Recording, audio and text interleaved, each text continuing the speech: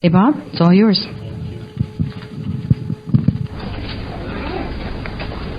So now we're going to talk. Is this thing on? Is it? Yep. So now we're going to talk about inventory.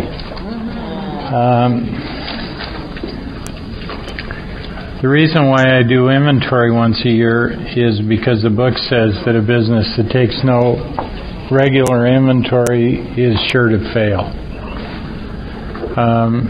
So there are a whole group of people that are of the opinion that once you write an inventory, you never have to write another one,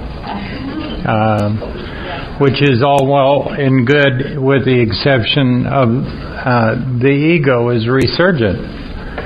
So if I just leave it alone, it's all going to come back and I'm going to be as sick as I was before eventually. The argument to that is steps 10, 11, and 12. Well, yeah. Sorry, you said the ego is what? Resurgent. Means it comes back. Yeah. And usually it comes back. Huh? I said that's better. I understand that way. Okay. Let me talk about the ego for a minute. Bill Wilson said that the ego is the enemy. The reason why he said that is because it seems to cause a lot of problems. Now, there's a pop psychologist around called Eckhart Tolle. He wrote a book called A New Earth. That whole book is about the ego. And he takes the same position that Bill Wilson took, which is the ego is the enemy. There are a number of things that we know about the ego. One of them is it always wants something. It's never satisfied. It never tells the truth. Everything the ego says is a lie. Now, most people who are into psychology or whatever believe that the ego is about you thinking that you're better than you really are. That's the definition of an inflated ego. My ego doesn't work like that. My ego tells me I'll never succeed. My ego tells me I'm going to screw up everything I touch.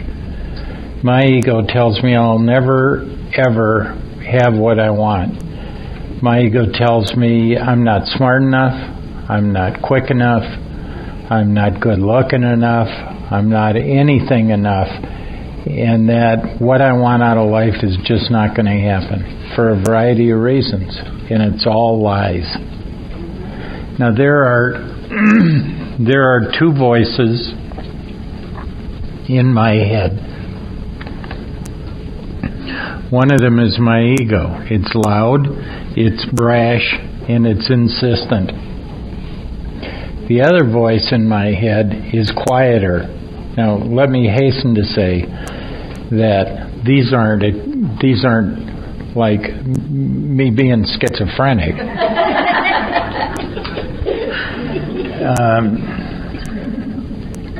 The other voice in my head is the intuition. And I honestly believe that that's God.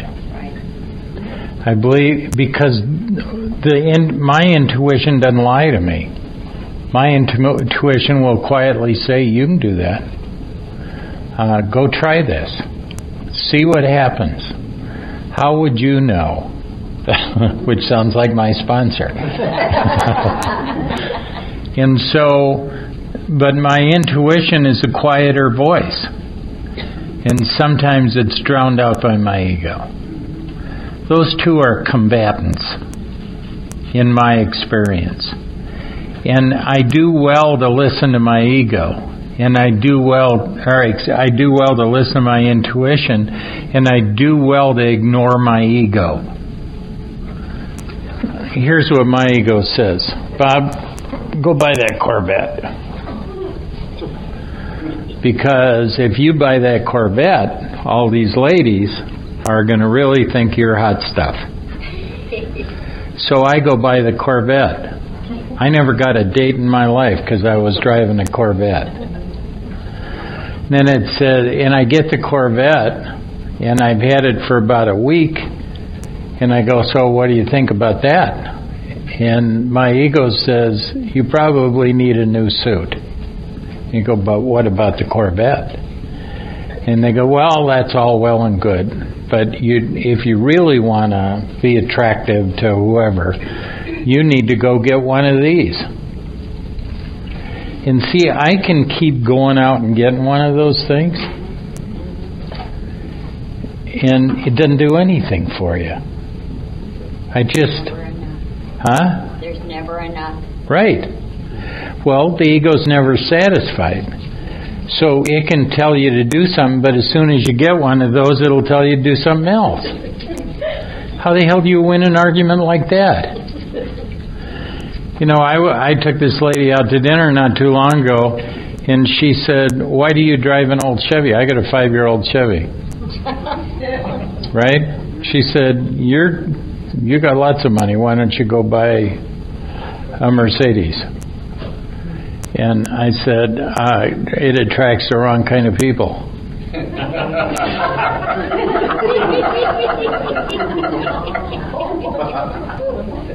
I did that when I was driving the Corvette. And when I was divorced, I wrote inventory about it. I went to my sponsor and I said, the whole marriage was about money. And he said, what were you trolling?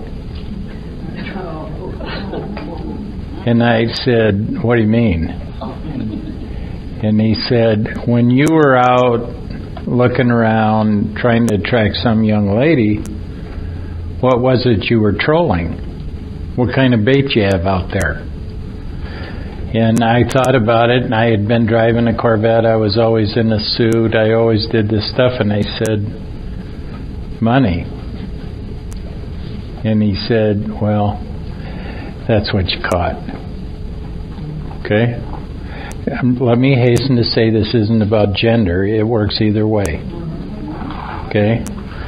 And whether you're trolling money or sex or power or whatever you're trolling, be careful, because that's what you're going to catch. So today I drive an old Chevy.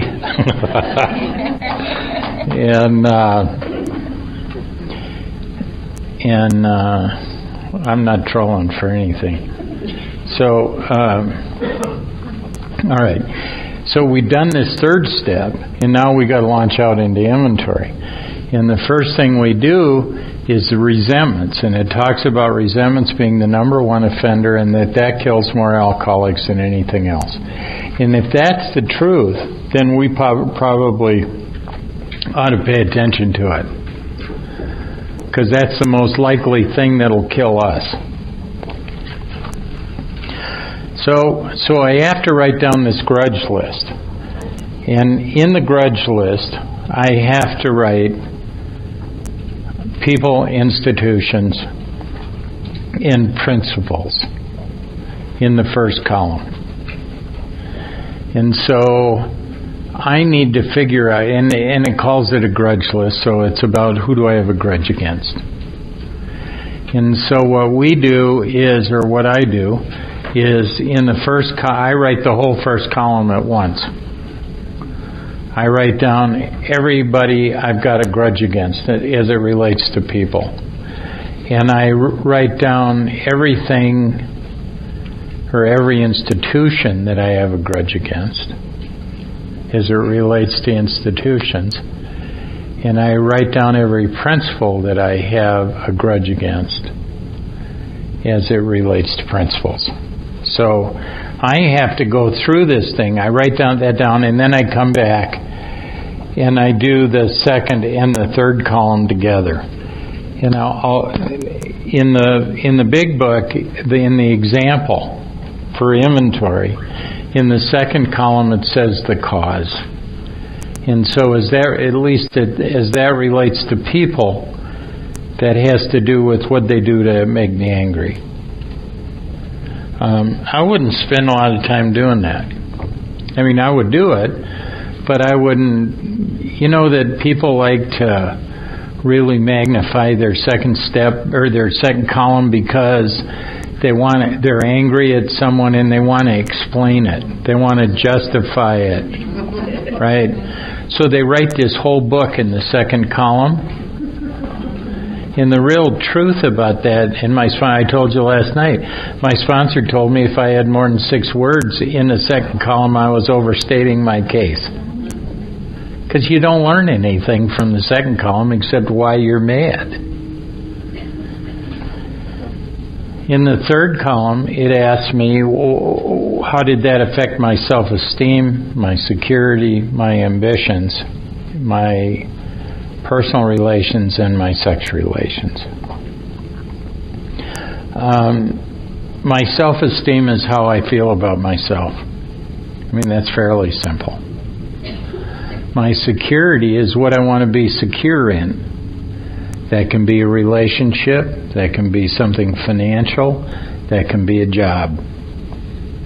But I want to be secure in that. And so does it hurt or threaten my security in those areas?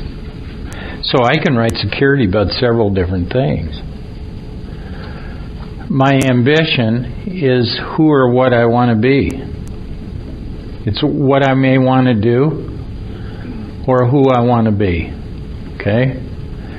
Those are my ambitions. Well, I'd like to do this, I'd like to be this, whatever. And if it hurts, threatens, or interferes with any of those things, I need to write about it.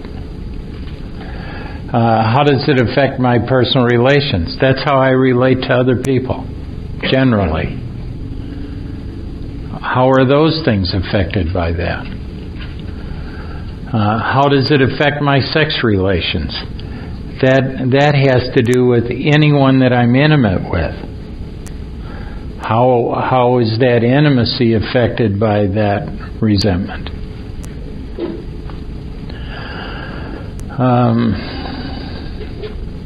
And then there's a fourth column there that says, where was I selfish, where was I dishonest, where was I self-seeking, or where was I frightened? And then I have to explain what I was up to.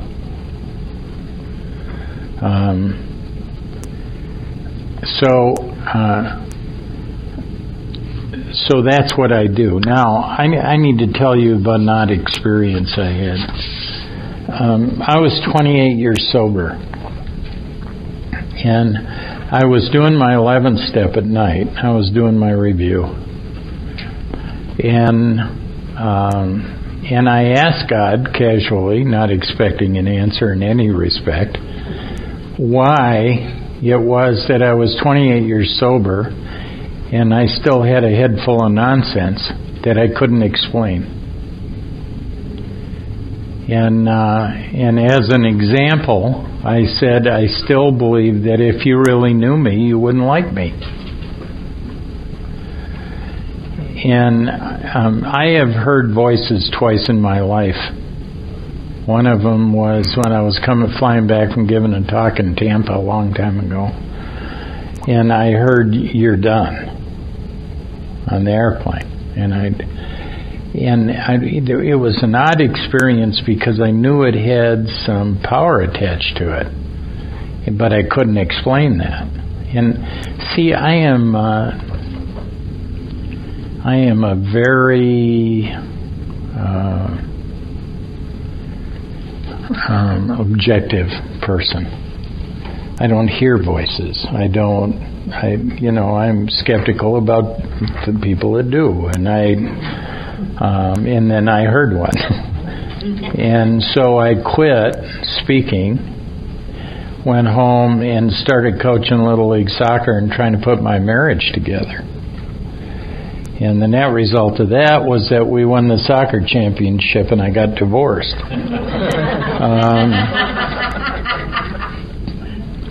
So, here I was doing my 11th step, and I said, why do I believe this stuff? And I heard a voice that said, principles. And I said, what's that got to do with principles? I just launched into a conversation with this voice.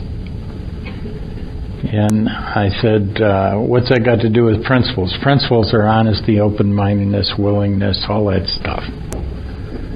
And the answer I got was, no, it's not. Your principles are those beliefs that are so deeply embedded in your personality that you don't even challenge them anymore. They have become sacrosanct to you. And they determine every decision that you make. And some of those beliefs are self-defeating, and they will prevent you from becoming the person that you could be. And I said, well, what do I do with it? And they say, and it was right straight out of the book. Put the principle, the self-defeating belief, in the first column. And I went, okay. And I'm thinking I'm having flights of fancy. Spiritual make-believe. So I went out, I got this. I got my big book. And I said, all right, so I put this self-defeating belief that I've now accepted as a principle in my life in the first column. And I wrote down, if you really knew me, you wouldn't like me. And then I said, so what do you do in the second column? And I looked at the book, and it says the cause. Well, the cause was that from the time I was about 10 years old, I was compared to both my father and my mother. And I was told that I would wind up being a drunk, falling in the gutter, like my dad, or I would wind up in a mental institution like my mother. And that those were the only choices. Jesus, that's not much to look forward to.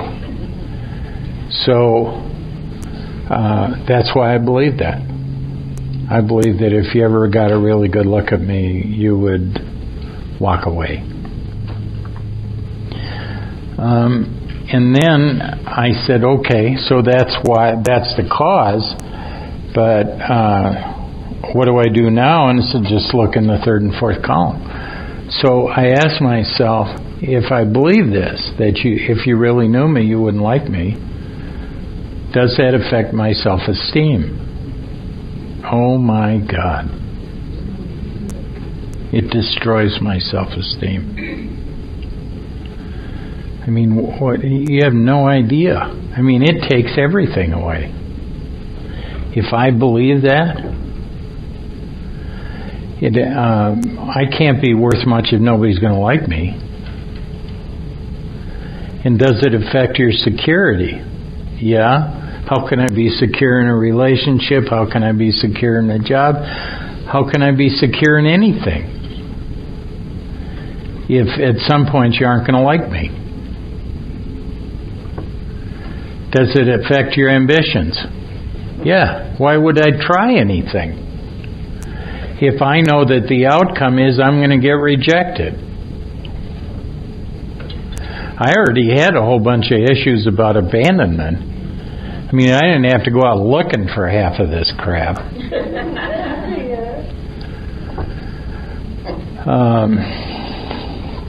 Does it affect your personal relations? Yeah, you can't have any. I mean, why would you start one if they're going to walk away anyway? Does it affect your sex relations? Oh my. What if I commit to intimacy? And then one day they look at you and say, you aren't who I thought you were. I'll see ya. Why would you go put yourself on the line for that? I mean, it's hard enough to lose a friend, but to lose someone you're intimate with because they just look at you and go, you aren't anything like what I wanted.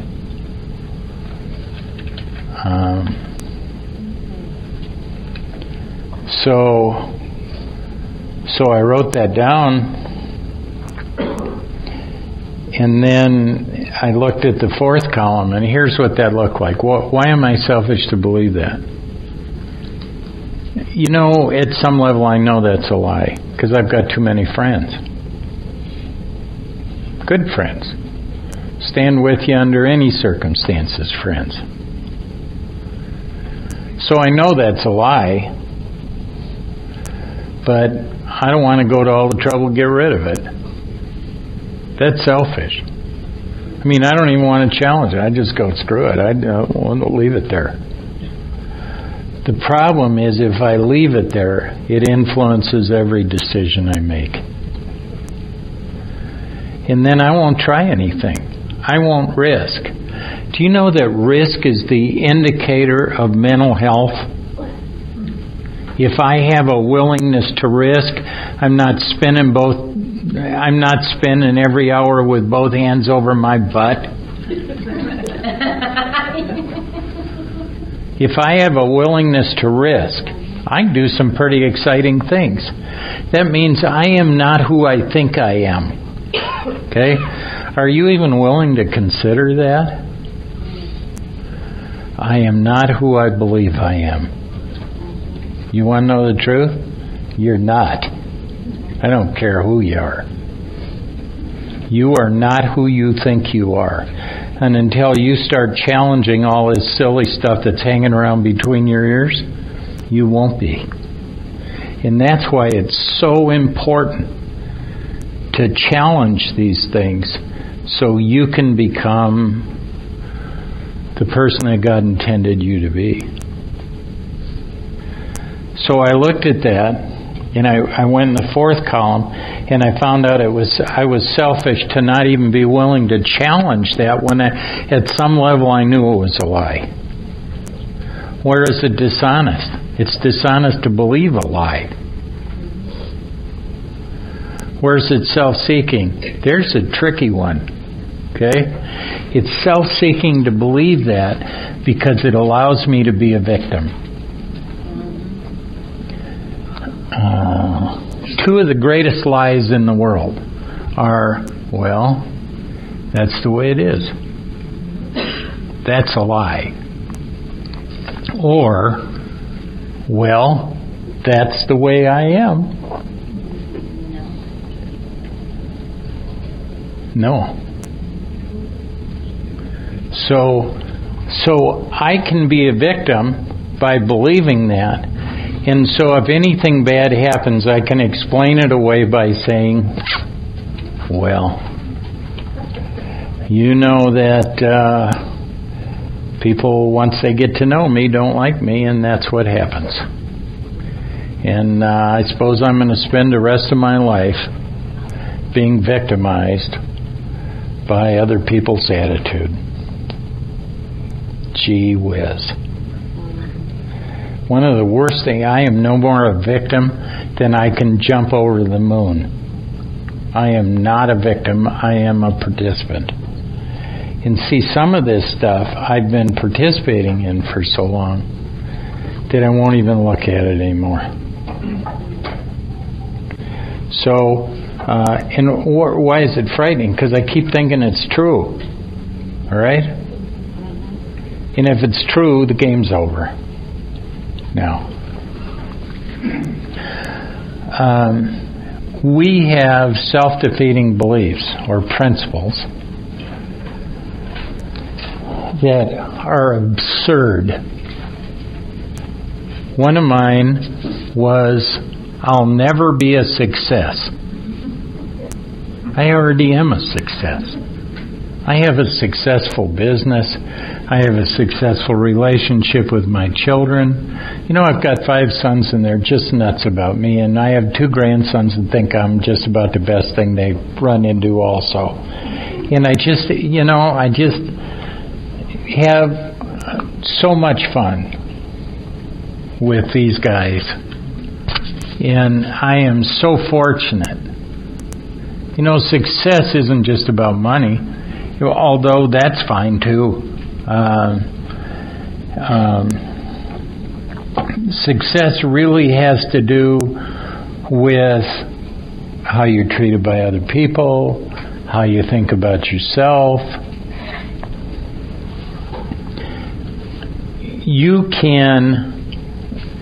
It's important for you to understand that you can be the person that you'd like to be.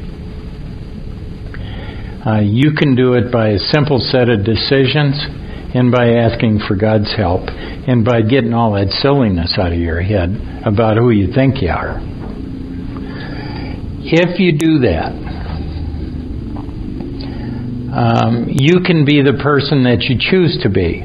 Now, I will tell you that today I am who I wanted to be.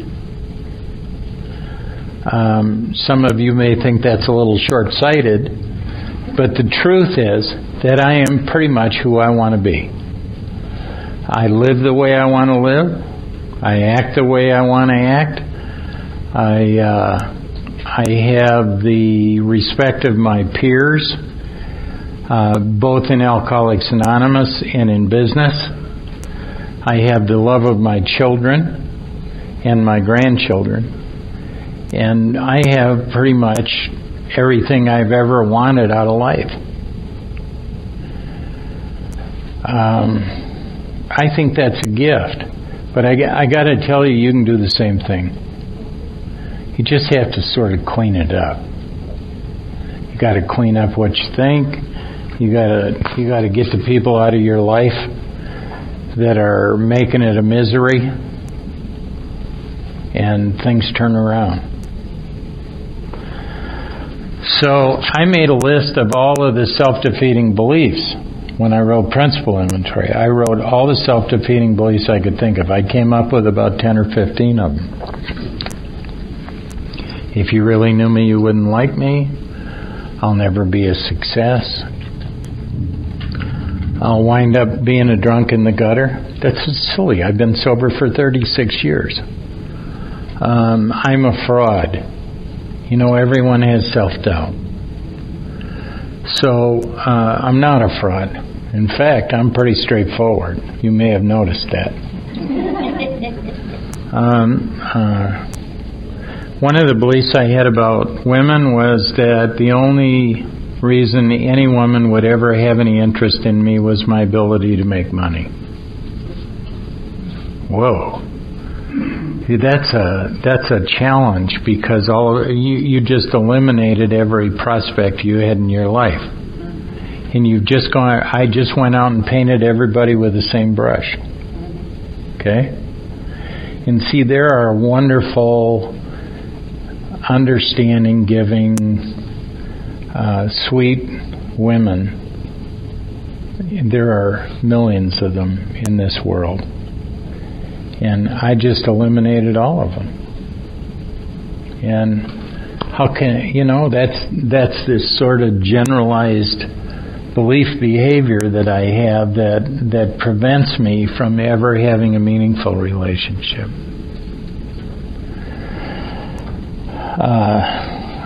You can do the same thing with how you feel about men, incidentally. Excuse me? It's all right. A lot of people do. If we spend our whole life distrusting everyone, it's not going to be a lot of fun. So I need to challenge all this stuff. I was trying to think of some others. Anyway, there were about 15 of them, and when I wrote them out, the only departure I made from the instructions in this book is at the end of the third column. I added an extra question, and the question is this a lie? And the reason why I asked that question is because it's really important for me to understand that I'm believing a lie. And then there's no excuse for believing it anymore. I was 28 years sober, and it changed my whole life. Because all of a sudden, all this stuff that I believed that was preventing me from moving forward, or it was making my life miserable if I did move forward, was gone. And I don't have to believe that stuff anymore. And I said I was going to mention this again, but the bottom line to that particular inventory is I am a child of God. You see, I get all done with this, and then that kind of inventory, writing principle inventory, doesn't tell you who you are. It tells you who you're not. All right? And so we're left with this vacuum about, if I'm not this, who am I? And we get to choose. All right? This choice is easier than you think it is. You get to choose. By all means, ask God for His help. But say, here's the way I want to live, and then you just start living like that. I don't allow people in my life that think it's fun to abuse me in any manner. The virtue of having this belief that I am a child of God and an equal to anyone, no better, no worse, is you don't get to do that. You don't get to say anything about me that's demeaning or cheap or whatever, because I'm going to tell you about it, and I will tell you in a manner that will make you think twice about ever doing it again. And people go, Jesus Christ, Bob, you're going to, you have a strong response to this. And I go, yeah, because I don't want to do that. Because I spent too many years of my life being the target of that kind of comment. And I understand that I don't have to listen to it. And I have told that to a number of people. And they generally, my ex-wife was one of them that I told that to. And because I have to have an ongoing dialogue with her, she just, if you had all this faith, you wouldn't need courage. Then I found out my faith wasn't perfect. And that I had to have some courage to walk through it. And then the next question was, how much courage? And I'm going, okay, God, if you're going to give me courage, give me a suit with a red S on it and a cape, and I'll go out and show them what courage looks like. You know how much I got? Just enough to get one foot in front of the other. People go, I don't have any courage. My answer is what my sponsor said. How the hell would you know?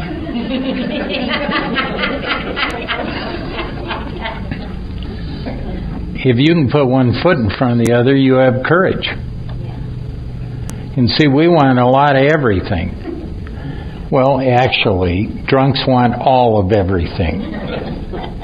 There isn't enough of anything for a real drunk.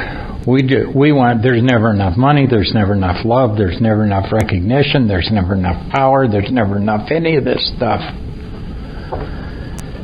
And I want a lot of courage, and I don't get it.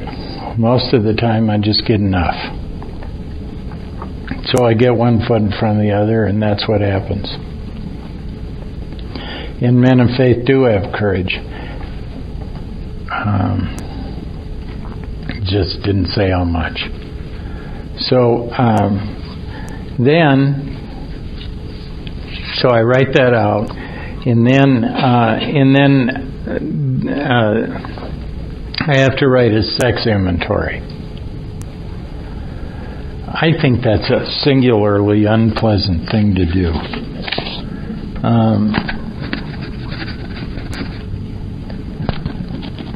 At the end of the fear inventory, it says, perhaps there's a better way we think so. For we are now on a different basis, the basis of trusting and relying upon God.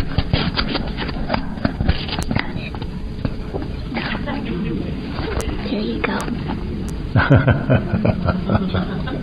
There. Thank you. Thank you. I'm such a dinosaur.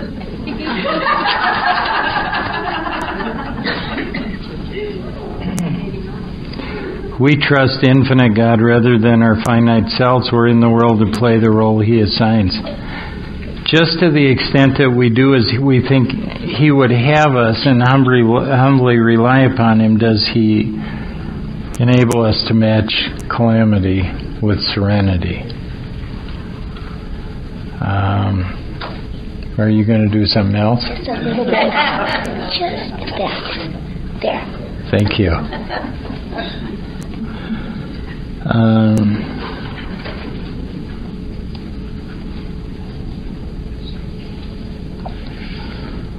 If you want to do, this book says that we should take the vision of God's will into all our activities.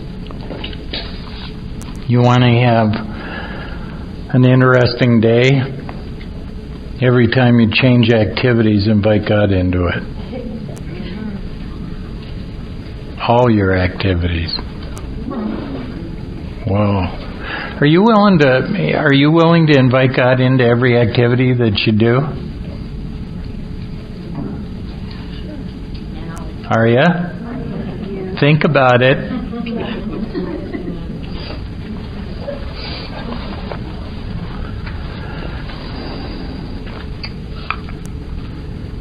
I'm going to mention something because someone had challenged me about this. Are you willing to ask God into all your activities? And I said, absolutely. And he said, all of them? And I went, uh-huh. And I was dating this woman, and actually I was sort of half living with her. Well, I don't know how to put that politely. I'd stay at her house, she'd stay at my house, one of those things. And so we were going to go to bed at night, and I was just infatuated. This was a woman that I was so crazy about. I just couldn't get enough of her. All I wanted to do was be next to her. I just loved the hell out of her. And it wasn't all about sex. It was just about being next to somebody, about being with them. If you were just touching them, it was such a wonderful experience. And so we were going to go to bed. We were going to go to sleep, and we were going to go to bed. And I said, let's invite God into this. Huh? So we did.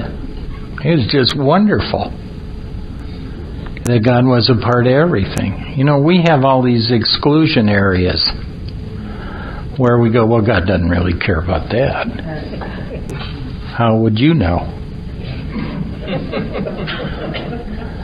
I think God cares about everything. I think that I make a point of inviting God into my day. God, I want you to be a part of my day today. I want you to be a part of everything I do. I want your presence in everything that occurs. Okay? All right.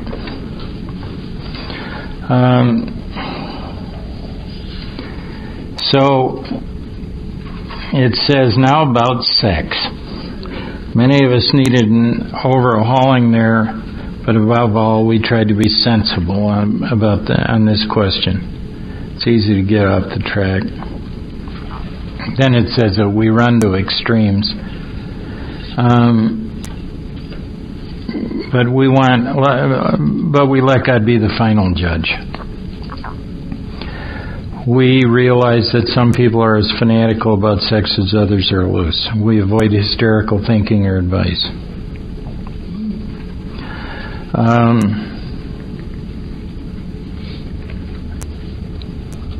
The questions Why am I missing something? Oh, I don't. There you go. This book's too messed up. We review our conduct over the years past. Where had we been selfish, dishonest, or inconsiderate? Whom had we hurt? Did we unjustifiably arouse jealousy, suspicion, or bitterness? How are we doing here? Oh, this. Where were we at fault? What should we have done instead? We got this all done on paper and looked at it. Whom had we hurt? That's an interesting question. Because the obvious answer is her and I. Okay? But there are people on the periphery of these relationships who can really get hurt. Especially if you're messing around with somebody's spouse. I found out a long time ago that there were some things that absolutely had no chance of success no matter what you think. One of them is hanging around with married people. Like if I think that I should have a relationship with some married woman and that she's going to leave her husband to go with me, I am deluded. Okay? Same thing works with anyone who's engaged. Same thing, more likely than not, works with anyone who's legally separated. Same thing works for anyone who is in a committed relationship. The likelihood of success under those conditions is extremely remote. So I don't do it. You know, and sometimes it really looks good. And there's no chance, and I'm not going to take a beating because I'm deluded about what somebody else thinks. I just don't want to do it. I'll say, someone would say, well, let's go hook up or whatever. And my answer is, are you free to be in a relationship? And if you are, let's go see what happens. But if you're not, call me back when you are.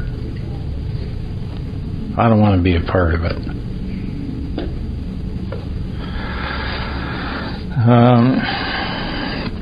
It says in this way we tried to shape a sane and sound ideal for our future sex life.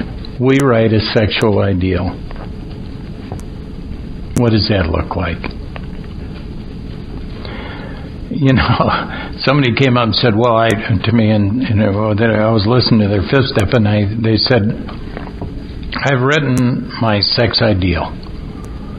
And I said, okay, what's it look like? And he said, 5'2", blonde, right? And I went, you missed the whole point. And I told him, here's the ideal. The ideal is, by definition, what you're bringing. What are you bringing? What are you willing to put in a relationship? That's what the ideal's about. So here's, mine looks like this: loving, tolerant, communicating. Putting someone else's welfare above my own. Willing to work out the challenges of the relationship before they wreck it. Being willing, God, I would rather be shot than have to sit down and have one of those conversations. The thing that used to scare me the most about my ex-wife is this comment about we need to talk. Oh my God. Now what? But having the willingness to sit down and discuss the challenges in a relationship without getting all emotional or defensive about it, and saying, what can we do to make this better? And, I went to my ex-wife on several occasions and said, look, I really love you. I really want this to work. And it's really important that we solve the challenges that we're faced with in this relationship. And I'm willing to do whatever's necessary to make that work. One of the things I found out in the inventory is that I spent half of my life with one foot out the door. There's a thing about relationships where they work better if you're both committed. If you both got both feet in the door and the door's closed, right? Then you say, well, we're in it for good and all, and if something comes up, we're going to have to work it out because this thing is going to last. And we're going to need to talk. I'd rather be tarred and feathered, but part of my sexual ideal is a willingness to do that, to sit down and have the difficult conversations.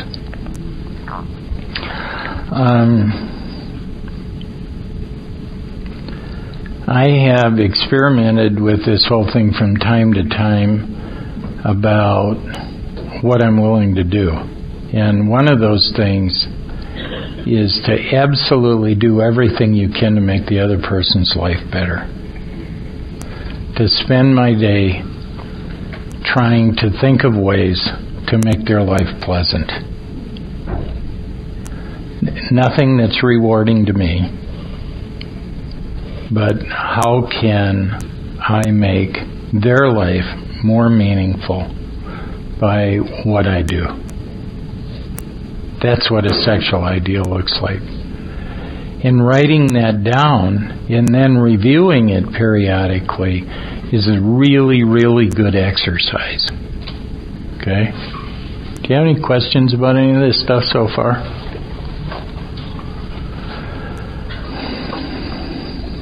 Are you embarrassed? Good. I'm Lorraine, an alcoholic. I was quite surprised when I did my inventory when I got to the sexual part of it, because, I just put, nobody got hurt. Everyone walked away happy all the time. And I really believed that. And it took a lot of time. Like I said before, it took me a long time to be able to really see who I was and really do an honest and thorough inventory. And I was quite surprised to see how many people I hurt. It was also my behavior. It was, that not only did I take time away from my children, for him, them, but then that affected my children in their relationships also. And it just, it was a huge thing. Thank you. And a lot on the communication and all that. Yeah, it's a lot deeper than just, everyone was happy. Right. Well, we have this idea that it's going to be, the first 6 months is all lust and, excitement and wrestling and whatever. And that truly is wonderful, but my experience is that at some point that starts to fade a little bit, and then there better be something there. Then this lady I had a 3-year relationship with up until about 3 years ago was as strong the day she left as the day it started. It was just amazing. And did I tell you about her?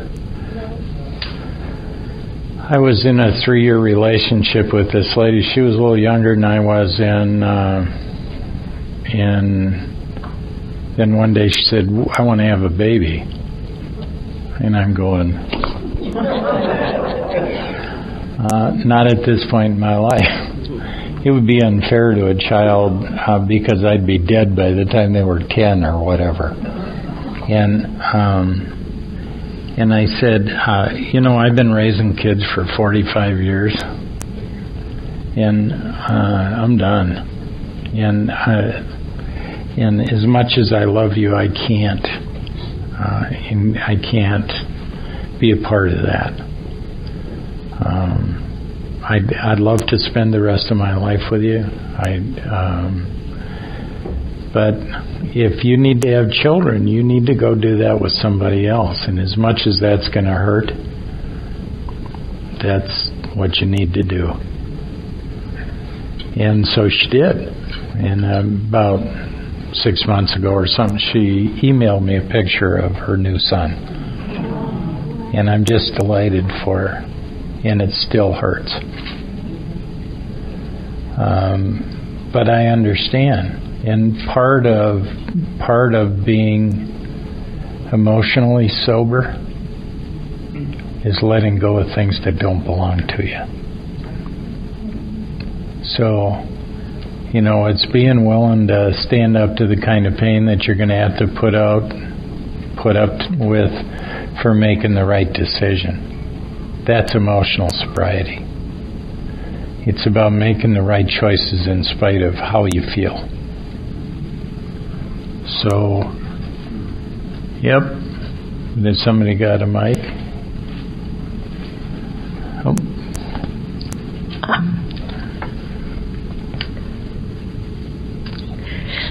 You're going to have a hard time with this, aren't you? Yeah.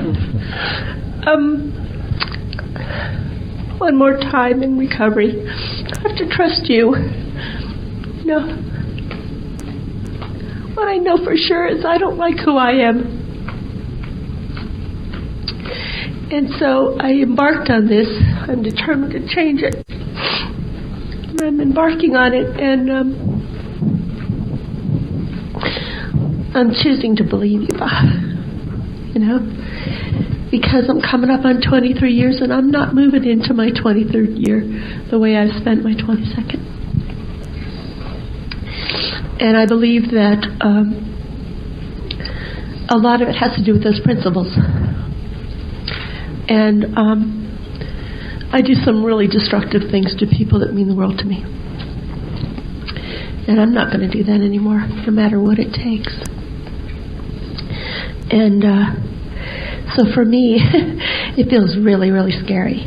Mm-hmm. But the bottom line is, if you're new, I hope I'm not scaring you if you're new. But the truth of the matter is that I'm always willing to change. And I'm always willing to risk.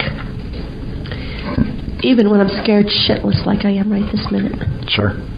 And what I've learned about this program is that when I trust someone who's farther down the road than I am, I can say to myself, if it happened for you, it can happen for me. Yes. And I believe you. And I'm willing to do whatever. I'm willing to do whatever. Good. Thank you.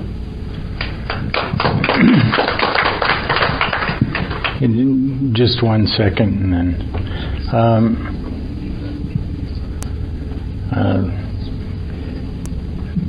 a lot of people cry when they get around me. No, it's all right. And at one point, I started feeling like a dentist. And it isn't people who cry out of anger. It's people who, in some cases, cry out of desperation, or it's people who cry out of relief, or cry out of fear, and it's just going to happen. And the really, really good thing about all of this is that people have their minds open enough to think about change. And change is scary to anybody. But see, the only way we're going to get better is to change. If we stay the way we are, we stay the way we are. And so if See, I can sit in this room and you can get angry or you can do whatever you want to do, but as long as your mind opens up, as long as you go, ooh, I wonder what that's about, then what's happening here is supposed to be happening here. That means that all of a sudden you've moved out of this whole business about this is what I believe and that's the way things are to no, I'm not sure. And if that happens, you're open to change. And we can all benefit by change. I don't come in here to make you feel bad. I'm just here to tell you what I did. And if it makes you open your mind, if it makes you change your mind, if it makes you consider something, if it just makes you ask questions, then it's worth every minute. Because if I just sat here and all you did was laugh and carry on and then we all went out and had dinner, this thing would be a total loss. And see, you wouldn't have had any experience at all except humor. But if you sit in this room and you walk away shaking your head going, there's some things I probably ought to look at if I want to grow or change, then everything's worthwhile. And see, if I came in here and irritated every single one of you, that was never my intent. But that would be worthwhile because it would make you open your mind. And a person with an open mind is a person who can change. And so, sometimes this looks a little tedious. But the real truth is, I have to change. You have to change. This is a dynamic process. And every once in a while, somebody just got to jolt you out of your status quo. And if nobody else will do it, by God, I'll do it. Yeah. Thanks. Did you? I'm just curious from working this particular step. Did you work this step, particularly the principles part? Did you work this with your sponsor? All of this came to me kind of with a voice, and I'm embarrassed to tell you that because I just don't hear voices, and I did then. And so, did I work it with a sponsor? I fifth-stepped it with a sponsor, yeah. And my sponsor and I both believe the same thing about that, and that is never question anybody else's spiritual experience. They don't have to look like mine. So I said, I heard a voice, and he went, wow. Okay, I went, yeah, actually, and he goes, you? And I went, uh-huh. And he said, how in the hell do you know? Right. Absolutely. And which is a good question for anything. And so I went to him afterwards, and I fifth-stepped it with him. And actually, the first time I wrote about principles, I wrote that all by itself. I mean, I wrote just a principle inventory and then took it over to him and read it. Principles are part of a whole inventory, which are people, institutions, and principles. So when I write inventory, I started doing that about 9 years ago. And today when I write inventory, I write people, institutions, and principles. I don't write just a principle inventory. But I did the first time, and the reason why was because it was staring me right in the face. And there was no, I was so challenged by the idea. The first time I looked at it, I went, oh my God, I need to look at this. Because I'd been walking around for 28 years with all these beliefs and writing inventory every year and thinking I was getting to the bottom of things and doing all the rest of this stuff and thinking, well, I must have found a big chunk of all of my character defects. And I found out that there was a whole area in my life I'd never even challenged. So that's what I wrote the first time, but now when I write inventory, I just include principles. And all the people I sponsor do that also. And it's been, let me give you an example. We've got a couple ladies that are part of my home group. At 36 years of sobriety, I'm one of the younger people in my home group. There's a lady there named Lynn who's just coming up on 51 years. And she said, show me how to write that. And Lynn was an accomplished artist, an oil painter. And I started asking her what her self-defeating beliefs were, and she said, I'm too old to paint, and I'm too old to do this, and I'm too old to do that, which is one of the things that came up in my inventory recently.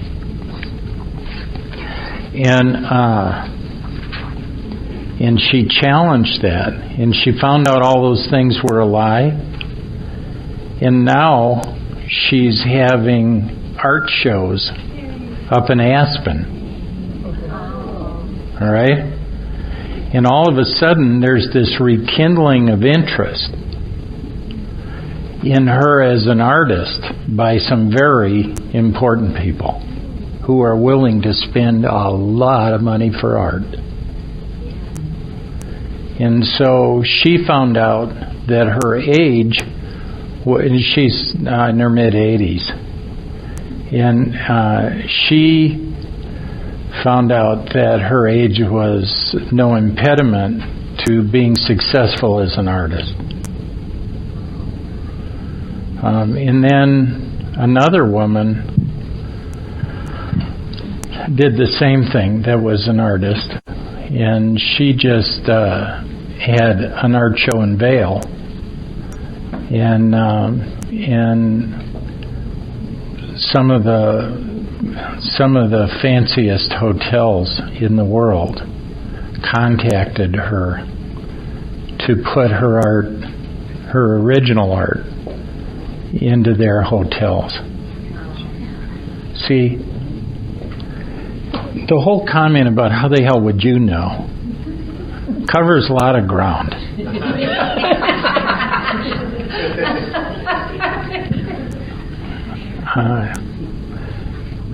It's reasonable to believe that you don't know who you are any more than I do.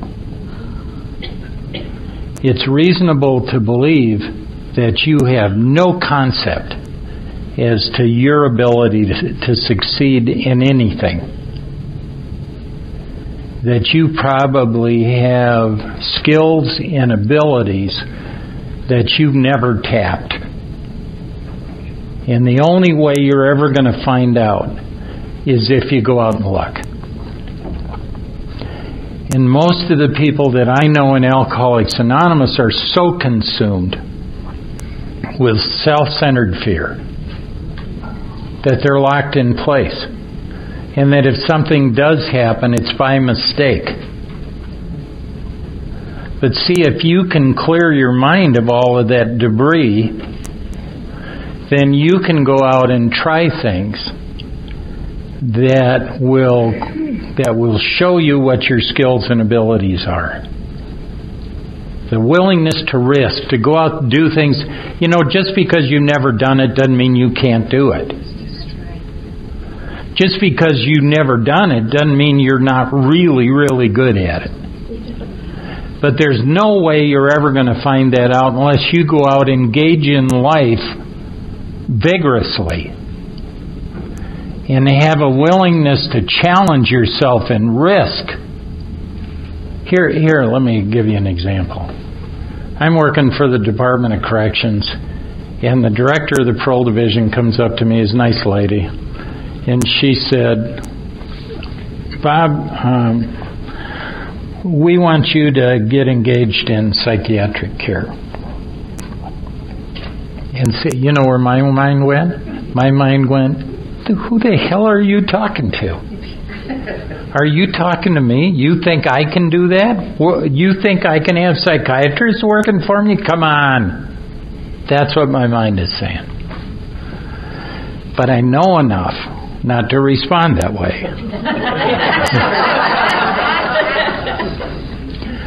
So the way I responded was, let me look into it. So I called a licensed clinical social worker that's part of our staff. And I said, you know any psychiatrists that are looking for extra work? And she said, yeah, a lot of them. This managed care thing is killing psychiatrists. And I said, well, if we pay them in like 6 weeks, is that an advantage? And she said, yeah, it takes them 6 months to get money from managed care. And I said, so if we put them on a 6-week turnaround and we pay them this much for doing an evaluation, this much for doing a mid-management, do you think that'd be attractive? And she went, oh, yeah. And I said, do you know any psychiatrists? And she said, sure do. And I said, ask them to call me. So today I have a full staff of psychiatrists and psychiatric nurse practitioners and licensed clinical social workers and licensed professional counselors and all that stuff.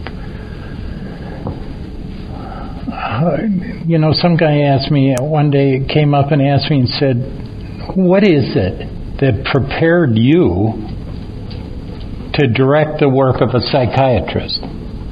Now, I couldn't say because I'm a drunk and I'm crazy.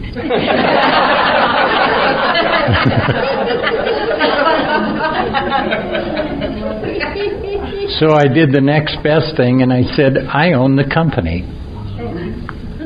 That's what prepares me. You know, I don't know what they do. I just know they're committed professionals. And I don't hire anyone that doesn't show me that they have some real interest in someone else's welfare. So my primary criteria is, are you trying to make money or are you trying to help someone? And if you're trying to help someone, let's get together. And that's what we do. So the challenge, if you're anything like me, is that someone will offer you some major opportunity, and your first look at it, you're going to go, come on. Why are you asking me? I don't have any background in that. How do you think I'm going to pull that off? That's my ego. That's my ego talking to me. And my intuition says, tell him you'll get back to him. Okay? And that's the one I listen to. You believe that? It's true. So many of us are operating under our ability. So many of us. So many of us are hamstrung by these bad ideas that we have about who and what we are. We might as well be chained to a wall somewhere. And you really have a choice here. You really can make a difference by having the courage to challenge what you believe. And the real question is going to be, can you do that? And if you can, you're going to have an experience. And you're going to get freer. And that's what this is about. Okay? So we're going to take a break.